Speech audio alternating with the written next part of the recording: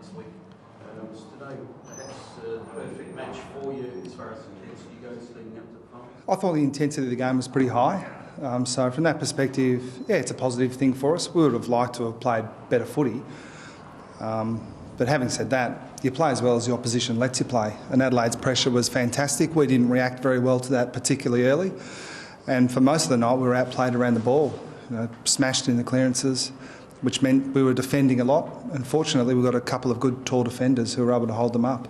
But in terms of our preparation, I said 2 weeks ago that I'm not unhappy with our draw and what our preparation will be for finals. We think our bye comes at a really good time for us. We play the best team in the comp last round before the finals. We're going to get plenty of practice. And in 5 or 6 or 7 weeks' time, I won't be sitting in front of you complaining about our poor preparation, that's for sure. I know you've only just finished this game, but the bye next week, did you map out what you're going to do for next week?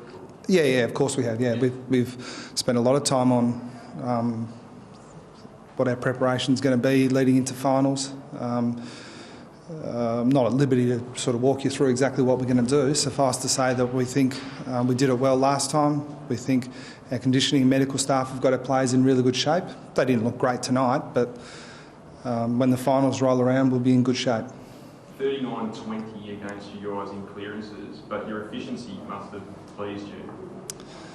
Oh, yeah, I've got to look at the positives, don't I? I mean, I think the fact that you lose the clearances by that much, there tend not to be too many positives. It's fortunate that we were quite efficient, and when they went forward, our tall defenders and probably Corey Enright were able to stop them. So it's an area we need to work on, but I don't think there's a pattern there. We're generally pretty good around the ball. We've got great contested ball players and clearance players, so we need to improve, but it's not endemic.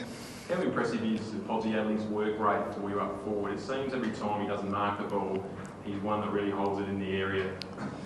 Yeah, he is. He attacks the ball really hard in the air. Took a few great contested marks, but you're right. When he doesn't mark it, he does get out after it. He's applied some pretty good pressure. I thought Cam Mooney was pretty good in that regard as well. Unfortunately, for Pods, he just didn't finish. When you take a big mark like that, it's a real team lifter if you go back and put it through. But he didn't miss by miles. But good players need to finish those. How much more are you going out of that game, say, compared to the previous two? Sorry, say again. How much are you going out of this game in terms of learning about your sport and what you have to do compared to those previous two games that you came into this one? Yeah, time will tell. I think it's really difficult. We learnt a little bit from the last two games. They weren't complete write-offs. But I think that the big thing that we'll look at in our review is how we reacted to Adelaide's pressure. And I thought that they were extremely good, and we've got to give them credit. But we'd like to think that we can perform better under that sort of pressure than we did. And that pressure is only going to get greater from here on in. Do they have to read when you're coming up against a side that's in that caretaker mode and everything that's gone before it is from some other regime and this one's finding its way? Oh, a little bit, but we're not a side that spends a lot of time on the opposition. We're more about us.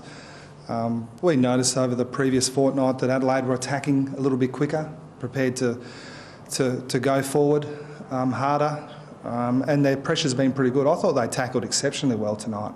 Now we've got to have a look at whether we allowed them to tackle us, and I think that was a little bit of a factor. But they were good.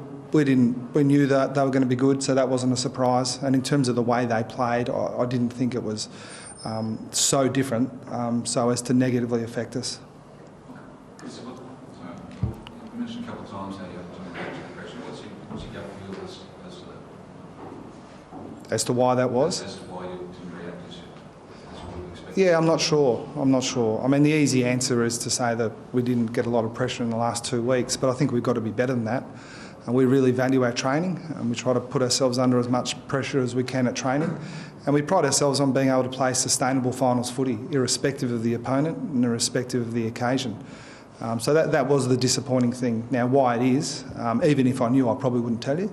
I don't know exactly why, but I can tell you we'll review it really hard and make sure that when we come up against the Swans in a fortnight, who'll bring finals-like pressure, that we're ready for it. Chris, you said you learned a couple of things tonight and also in the recent couple of weeks. Are you at liberty to disclose what you felt like you learned tonight in this match? No, nothing more than I've already told you, just that when the pressure was on, we didn't react to it very well. Now, I can talk to you about the raw numbers, around the clearances, the inside 50s, those sort of things. The mechanics within that, I'm not really going to go into too much, but we've got to do a little bit of work on it, because I thought Adelaide were pretty good, but being beaten by almost double in the clearances isn't going to get it done in a final.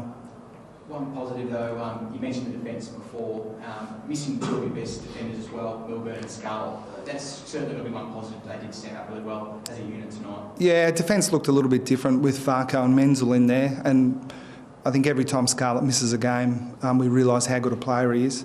And Milburn makes a difference as well. But we played 6 or 7 or 8 very capable defenders tonight. And you're right, they teamed together pretty well. I thought it's as good a game as I've seen Tom Lonergan play. I thought he was fantastic, and he and Harry Taylor combined really well. And when you add Scarlett to that, they are a pretty good group.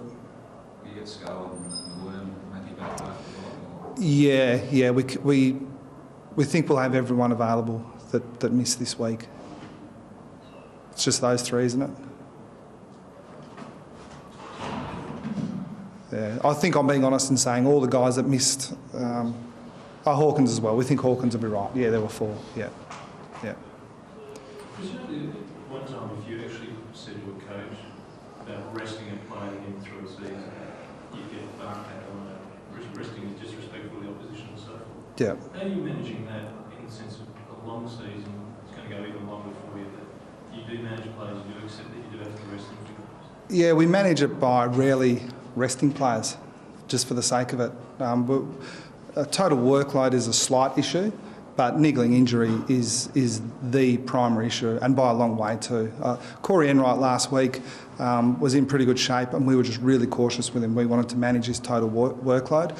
I can't remember another player that we've genuinely said, let's rest him. He hasn't got any physical issues at all. Let's not play him to reduce his total workload. So how do you do with fatigue? Well, when you miss with a niggling injury, you also mitigate that fatigue as well. So I agree with you. I think in a way, it's something from a bygone era that resting players is disrespectful to the opposition. But at the same time, I can't see any reason to leave a player out if he's 100% fully fit. And I think everyone accepts now that not many players go through a season and go into every game feeling 100%. So we have not played some guys that were probably 90%. That's true. Thanks, Chris. All right, thanks.